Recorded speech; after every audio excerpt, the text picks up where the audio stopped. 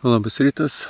Atsibudau, eilinį kartą neišsimiegojau visiškai, nes palei kelią pat miegojau, čia mašinos zujo, paryčiais paukščiai pradėjo burkuoti, tai, žodžiu, žiauriai lievai miegojau. Tai, ja, bet kuriuo atveju pakuojasi, mano draugelis jau susipakavo ir išvažiavo, tai pasijutau toks kaip truputėlį matrasininkas, užsisėdėjęs savo palapinėje. Bet jo, galvoju, kad nevirsiu jokių pusryčių, tiesiog sėdu ir važiuoju ir gal pakeliauju kažkokią tai kavinuką rasiu, šiaip ar tai Prancūziją, tai visai norėčiau šiek tiek patirti ir jos, kadangi iš esmės aš šiandien ir išvažiuoju iš jos. Tai čia toks labai trumpas tas stopas Prancūzijai, tai jo, tai manau, kad pabandysiu kažkur gal pakeliai suvalgyti savo pusrytėlį. Ir tada traukiame Belgijos link.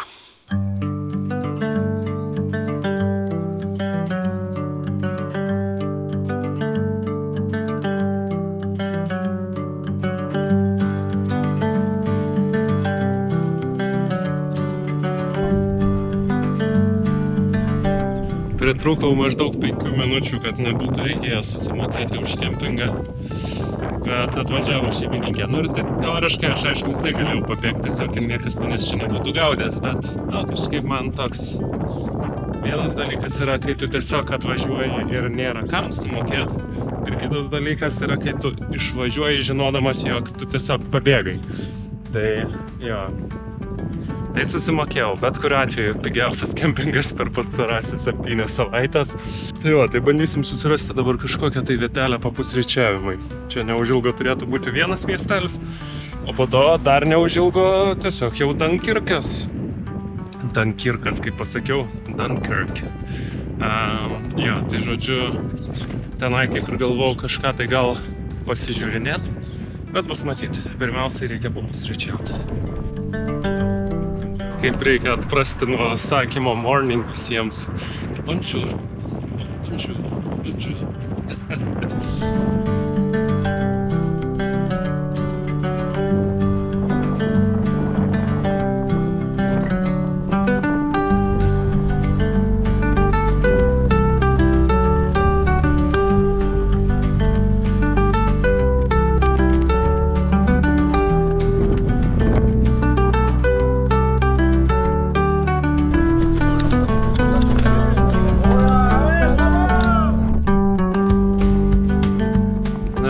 Turime problemytę. Šiandien yra sekmadienis ir niekas realiai nedirba. Nu, anksčiausiai atsidaro nuo 10:30, dabar yra 9. Aš visiškai neturiu jėgų, ant tiek neturiu jėgų, kad turbūt pirmą kartą šitoj kelionėj tai tikrai, bet ir šiaip. Ir aš taip galvoju, nu nes aš realiai, aš naktį labai prastai miegojau, vakarienės kaip ir normalios neturėjau, pusryčių neturėjau, nu tai nėra labai ko stebėtis, iš kur tų jėgų gali būti. Nu tai bandau po truputį vilktis ir tikėtis, kad kažką vis tiek surasiu.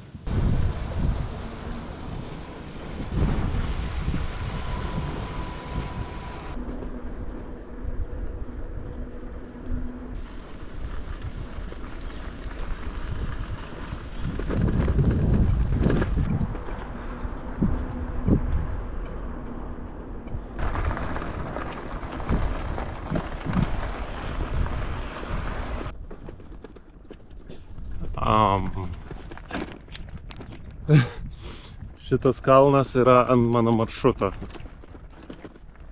o čia kažkokios statybos. Kažkokio apvažiavimo aš nematau.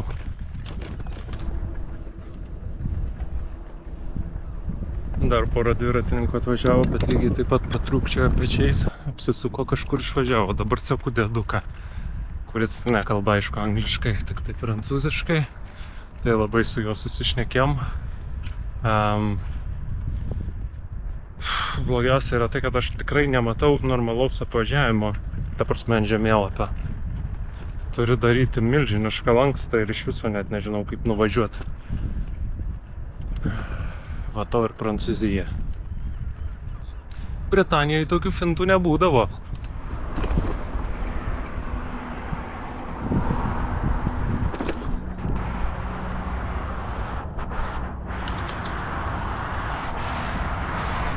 kodėl dėdukas nusuko į priešingą pusę negu aš. Ir šiaip jau tai man čia absoliučiai bliniai tema. Aš negaliu patikėti, negi čia rimtai ant tiek. Pofik, važiuoju aš paskui senuką. Nu nes čia gaunasi jau koks 10 kilometrų apvažiavimas, nu tipo absurdas. Važiuoju pagal senuką. Senukai visada žino geriausiai. Vaikai, klausykite senukų. Aš jums sakau, klausykite senukų, visi klausykite senukų. Ir jūs vairuotojai.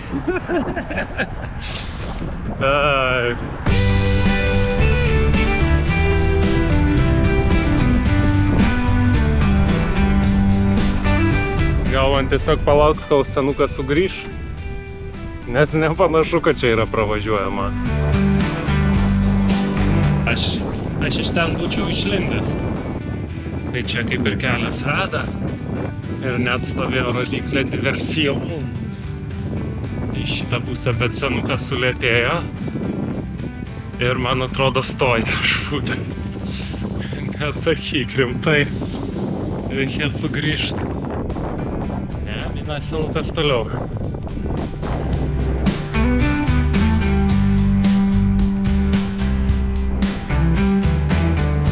Na, tai kad iš priekio prasilenkiau su pora dviratininkų, skaitau, jog yra teigiamas ženklas. Senukas lyg tai irgi negrįžo.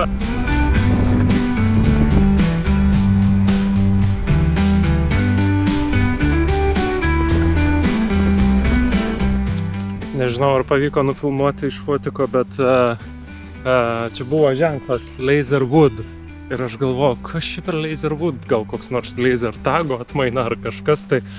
O pasirodo tiesiog žiauriai tankus miškas ir pro mažus plyšelius saulė prasišviečia ir gaunasi tokia kaip tarsi lazeriukai. Žiauriai gerai atrodė, gyvai žiauriai gerai atrodė, nežinau ar per kamerą kas nors išėjo.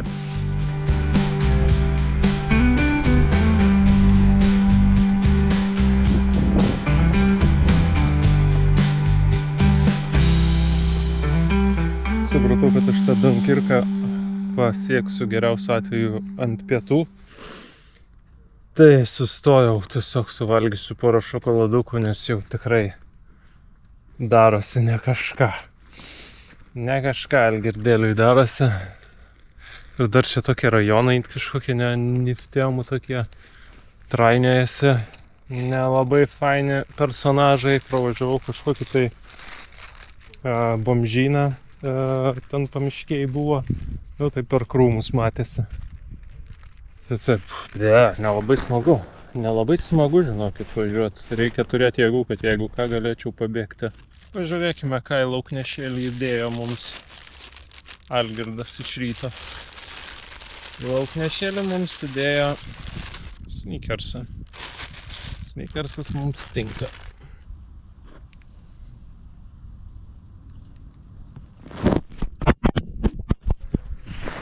Šitą kamerą jau trečią kartą krenta apskritai.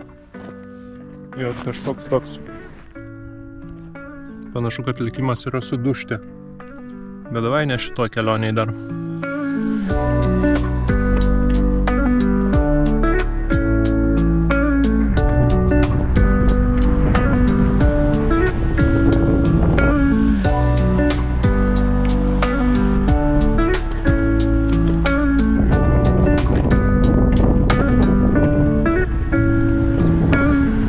Dar 5 kilometrai, tai kodėl jau stovėjo ženklas, kad Dunkirkas. Norėjau sakyti, tik pasakiau, kad pietums nebent atvažiuosiu jį, bet buvo ženklas, kad Dunkirkas. Kad ant kito ženklo buvo McDonald's ženklą pamačiau. Ant kito ženklo buvo, kad 5 kilometrai iki jo. Tai nežinau, judu toliau.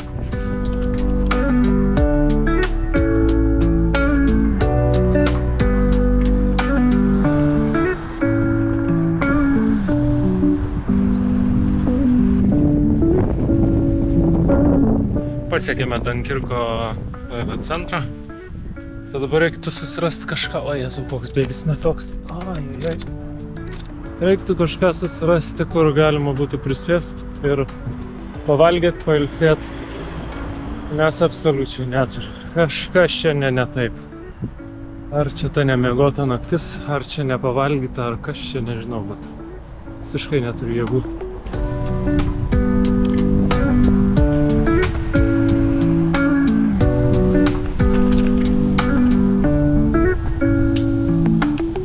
Kažkaip viskas labai tuščia atrodo, čia jau kaip ir pats centras.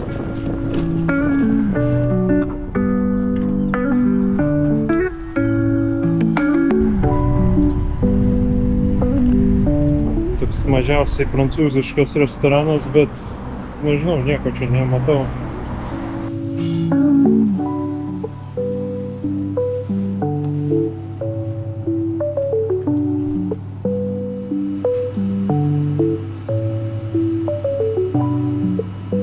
Na, nebuvo nei skanu, nei pigu, nei iš viso jauku ir tikrai nevertėjo tenai važiuoti.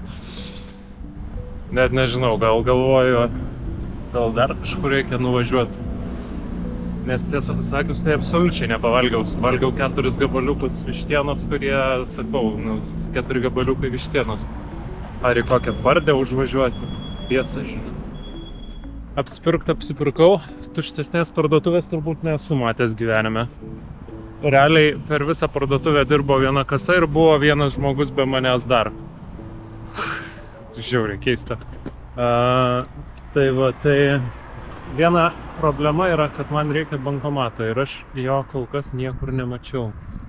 Ir neįsivaizduoju, kur man jo ieškoti.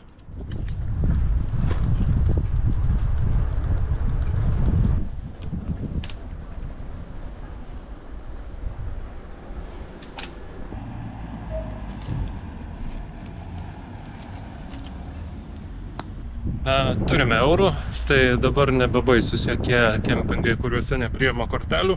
Iš esmės tik tai dėl jų ir ėmiau tos pinigus. Nes, pavyzdžiui, vakarykščiame nepriėmė kortelių. Tai visa laimė, kad turėjau užsilikusius 10 eurų. Jeigu nebūčiau turėjęs, tai būtų buvę komplikuočiau. Nyksta už šito Dunkirko, kuris atrodo kaip, sakau, kaip negyvas miestas. Ir judame link Belgijos iš esmės, tai šiandien turbūt ir kirsim tą sieną.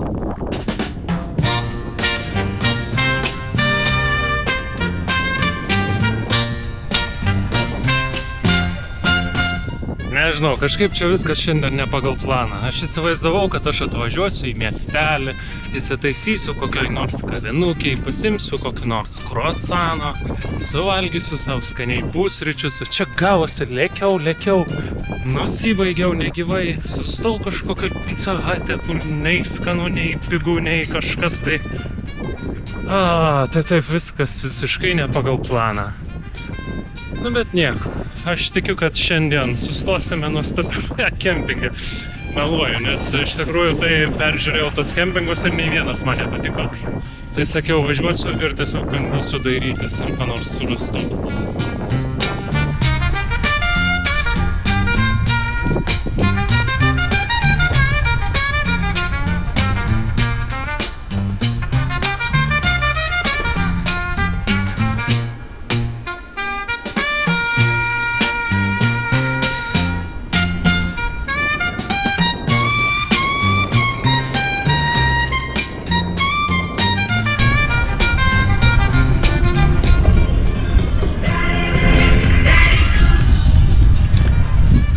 Kažką tai va tokio įsivaizduočiau, kur sustoti pusryčių, pietų ar vakarienės, kur man Derry Cool groto.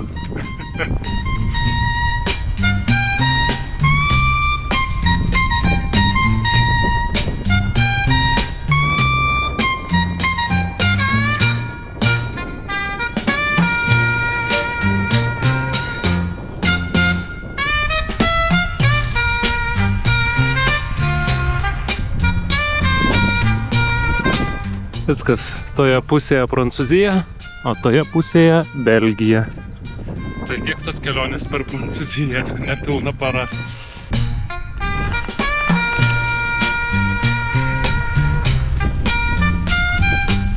Ir viskas, esame oficialiai Belgijos pusėje. Jokio ženklo, nieko, gaila, net nusifotkinti negali žmogus.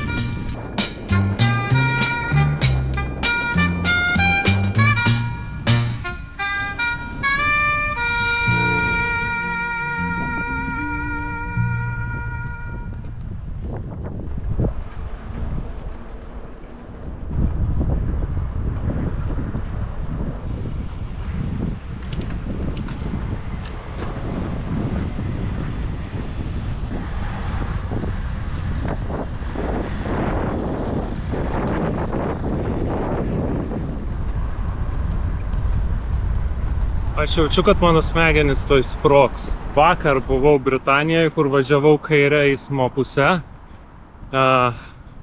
Šiandien buvau Prancūzijoje, dabar esu Belgijoje. Kažkoks tai ir viskas atrodo visiškai kitaip, tik įvažiavau į Belgiją ir viskas atrodo pasikeitė. Net negaliu įvardinti, kas pasikeitė, bet tikrai kažkas pasikeitė. Vienas dalykas, kuris tikrai pasikeitė, tai padaugėjo smarkiai dviratininkų. Ir bent kol kas infrastruktūra atrodo geresnė negu Prancūzijoje. Toj labai nedideliai daly Prancūzijos, kurią aš mačiau. Ir šiaip Prancūzijoje irgi buvo visai neblogai, bet kol kas Belgija atrodo geriau.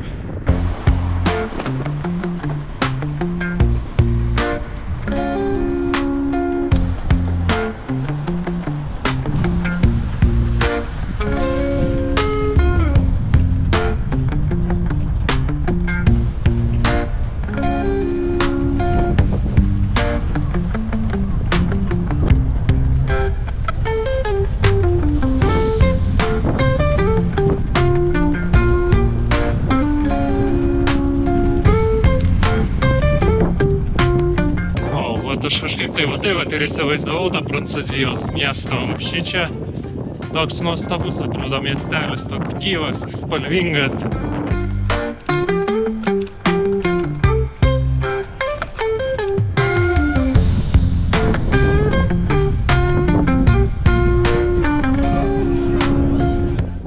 Gerai, gal jau truputį per daug gyvas ir per daug spalvingas kažkaip. Nenorėjau papulti tokią mėsmalę. Bet jeigu mėgčiau miestus, tai man čia patiktų.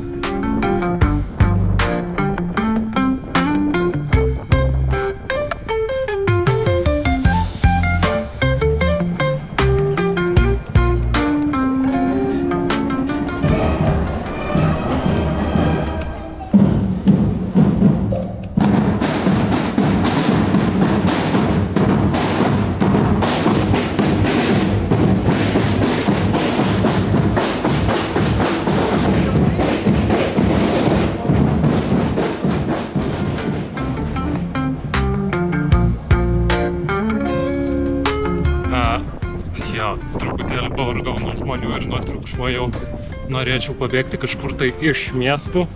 Užteko, pamačiau, patiko, daugiau nebereikia. O šiaip tai dar kažkoks tai maršas pražygiavo, visiškai randomu. Tiesiog vidury gatvę žiūriu, kažkas ten groja, tada pradėjo eiti link manęs.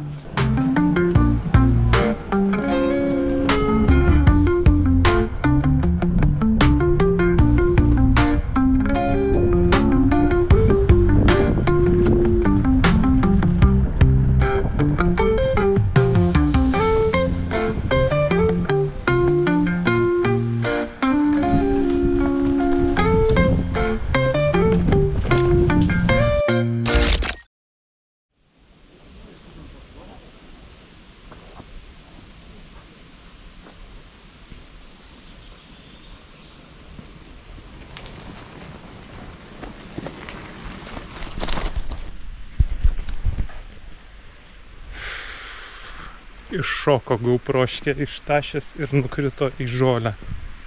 Per kažkokį fuksą pamačiau, kažkur tai akies kampeliu pamačiau, kad jinai iššoko. Būčiau tiesiog nuvažiavęs. Ir dabar dar čia pravaikščiau 5 minutės, kol suradau ją. Na jam.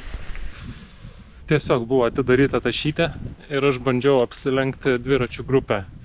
Ir buvo dobelė ir kažkaip kristelėjo ir man kažkas šlumštelėjo. Lyg tai kažkas iš tašės pašoko. Eina savo. Tai Amerikoje vos piniginės nepamečiau taip. Čia GoProškės. Tai sakyčiau, GoProškė būtų buvusi vertingesnė negu piniginė, kurioje nebuvo nieko tuo metu. Apart kortelės. Gerai. Piniginė irgi būtų buvęs didelis nuostolis. Anyway. Eina savo. Tikrai galvojau neberasiu.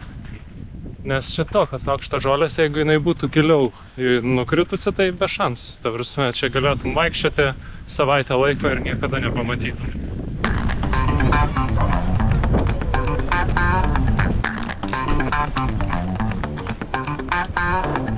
Nu, vat kelto tai aš čia nesitikėjau. Įdomu, užtilpsiu, gal kaip nors.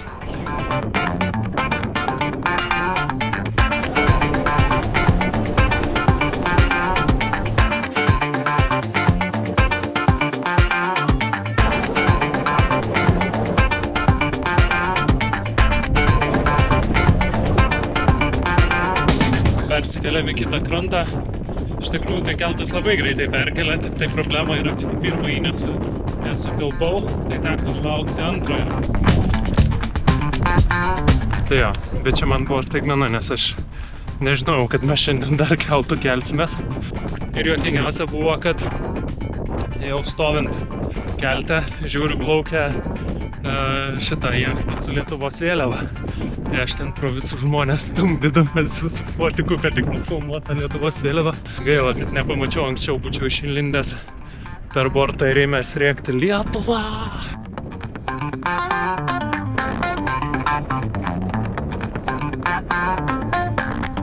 Nusprendžiau stoti artimesniam kempinge. Kažkaip tai išsekino mane šitą dieną, gal nežinau, gal tas naktis nemiegota, gal su tuo maistu taip durnai sužaista, o gal tiesiog šitas važiavimas palei tuos paplūdimius, bet kažkaip tai nebeturiu didelio noro minti, tai galvoju ir neverta čia pinkinti savęs. Taip ar taip būsiu nuvažiavęs arti 100 kilometrų, tai tikrai negėda, kaip sakoma. Tai va, tai pasižiūrėjau, iš tikrųjų, tai čia tie kempingai tokie irgi neįkvepiantys. Tokie milžiniški, be jokios dvasios ir jaukumo, taip sakant. Tai, bet čia jau didelio pasirinkimo, kaip suprantu, nėra. Viskas palei jūrą yra tas pats.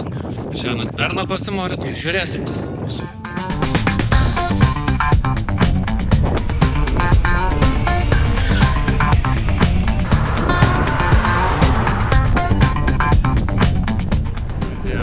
Baisiausias kempingas mano gyvenime. Tai yra viskas, ko aš nemėgstu, apjungta į vieną. Daug žmonių sugrūsta į vieną vietą. Ir dar spėju bus brangu.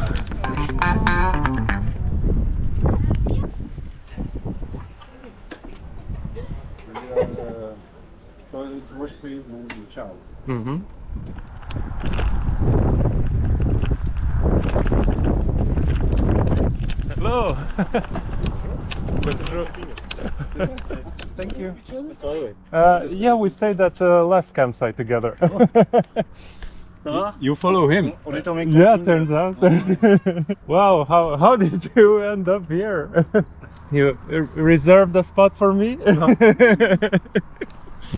Kempingas tai turbūt pats prasčiausias, kokiame esu, gal ne kokiame esu buvęs, bet kokiame šioje kelionėje buvau. Bet va, tas faino. Mano bičelis, su kuriuo susipažinom vakar, prancūzas, irgi yra šičia visiškai atsitiktinai. Sutapo taip, kad apsistojom tam pačiam kempinge. Vietoj, kur aš nežinau, čia tų kempingų yra šimtai. Tai toks sutapimas yra tikrai neblogas. Bet vienas dalykas, kas man žiauriai čia nepatinka, tai kad absoliučiai jokio šešėlio nėra. Ir saulė čia žiauriai kepina. Tai nežinau, kaip čia reikės išgyventi iki kol jinai nusileis. Nu, bet kažkaip tai.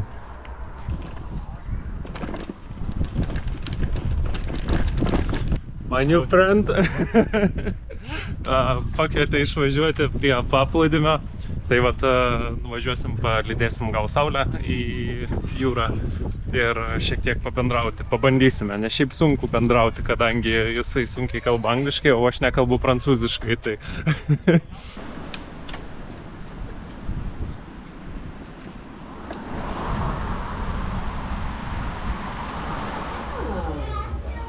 Tai va, prancūzas išgėrė alaus, aš išgėriau kolos buteliuką, kuris šiaip jau beprotiškai brangus, bet nesmė. Ir bendraujame pasinaudodami telefonais, nes kitaip nelabai galim susikalbėti.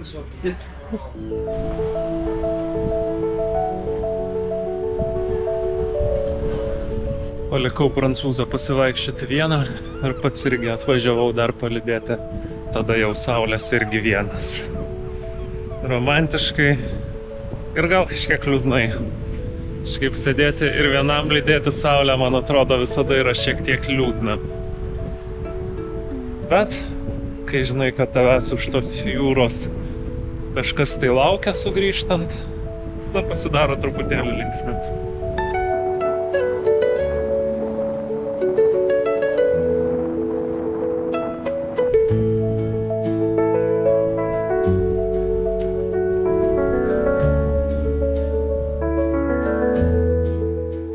Ir dabar tikrai diena yra pabaigta. Gražu, faina, kad per 7 savaitės keliavimo čia pirmą kartą galėjau palydėti saulę. Ir, teisybės dėliai, ne Britanijoje tą padariau, o tą padariau Belgijoje. Tai va, tai tokia ta mano dienelė. Iš tikrųjų, šiek tiek išvargino tas važiavimas palei šitą jūrą. Labai jau tokios turistinės vietos. Iš pradžių buvo faina, iš pradžių buvo smagu, iš pradžių buvo kažkas naujo, įdomaus ir panašiai, bet labai greitai nusibodo. Ir supratau, kad vis dėlto mane labiau turbūt traukia tos tokios atokesnės, sakykime, vietos. Tai bet kuriuo atveju rytoj dar vis tiek tęsis čia palei tą jūrą važiavimas, jau maršruto tikrai nekeisiu dabar, bet kažkaip tai susitvarkysim. Jei jau šiandien susitvarkėm, rytoj irgi susitvarkysim. Rytoj bus dar karštesnė diena, šiandien jau buvo gan karšta. Anyway, tai va, tai žodžiu, judame. Rytoj dar neišvažiuosime, manau, kad į Nyderlandus, bet poryt jau tikrai. Tai vat, tai tokios tos mano naujienos, tokios tos tokelės. Aš grįžtu atgal į kempingą ir einu miegoti, o su jumis tada pasimatysime rytoj. Tada ačiū už jūsų dėmesį ir ate.